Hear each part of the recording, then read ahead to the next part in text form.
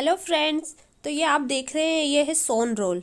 ये सोन रोल इतनी आसानी से घर पे कभी बन नहीं पाता है, लेकिन बड़े बड़े यूट्यूबर की वीडियो देखकर हम बेवकूफ़ बन जाते हैं। मेरी जेठानी और हम दोनों ने कोशिश करी कि चलो इतनी आसानी से बना रहे हैं ये, तो अपन भी ट्राई करते हैं। तो आप वीडियो को कंटिन्यू देखते रहिए और आप देखेंगे कि मुझे कितनी प्रॉब्लम हुई और आखिर में ये सोन रोल तो नहीं बना और फिर कुछ और ही बनाना पड़ा मुझे इसे। और ये आप जो देख रहे हैं, हम दोनों मिलके जैसे इसे खींच रहे हैं ना, इसे खींच खींच के हमारे हाथों में दर्द होने लगा था। मेरी जिठानी जी ने एक यूट्यूबर की वीडियो देखी और उन्होंने कहा था कि घर पे बिना मशीन के बहुत ही आसानी से आप सोन लच्छी बना सकते हैं। तो मेरी जिठानी ने कहा कि चलिए अपन बनाते हैं। मैंने कहा ठीक है बनाते हैं। जब हमने बनाना स्टार्ट किया तो हमने बिल्कुल जैसे उसने मेज़रमेंट किया था सारे इंग्रेडिएंट्स वैसे ही यूज़ किए, लेकिन आपने देख ही लिया है हमारी सोन लच्छी के क्या हाल थे। मैंने यहाँ 1 बाउल मैदा लिया, आधा बाउल बेसन लिया और सबसे पहले 2 चम्मच देसी घी डाला था और इसे अच्छे से रोस्ट करके रख लिया।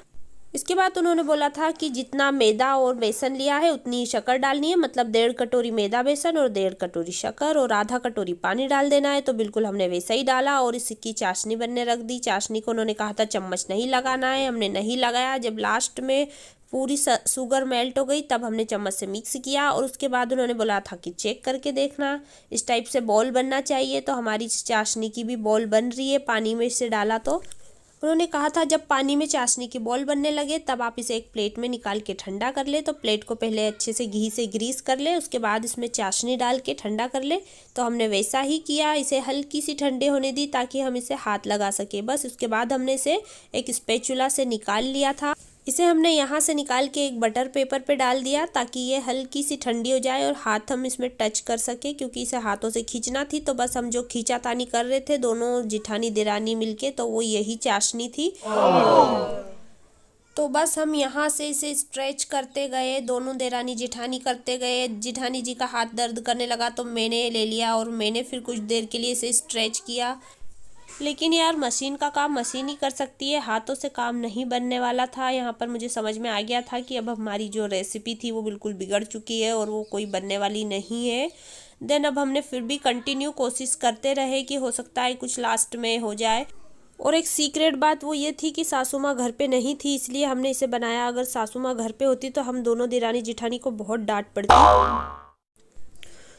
एक और बात ये थी कि जो यूट्यूबर ने कहा था कि 1 कटोरी मैदा और आधा कटोरी बेसन की ज़रूरत है, लेकिन सिर्फ थोड़ा सा बेसन और थोड़ा सा मैदे का ये जो मिक्सचर है ये यूज़ किया हमने। बाकी पूरा हमारा वेस्ट हुआ, उसको ज़रूरत ही नहीं लगी। बस इतने में सिर्फ इसमें डस्ट करना था और इतने से में ही काम हो गया था।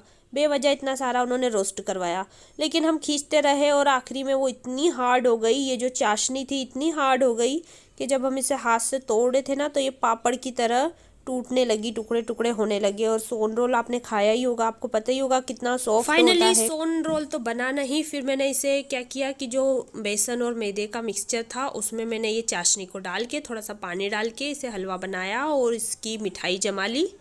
अगर आपको वीडियो पसंद आई हो तो प्लीज़ लाइक कर दें और मेरे चैनल पर नए हैं तो सब्सक्राइब कर ले। Thank you.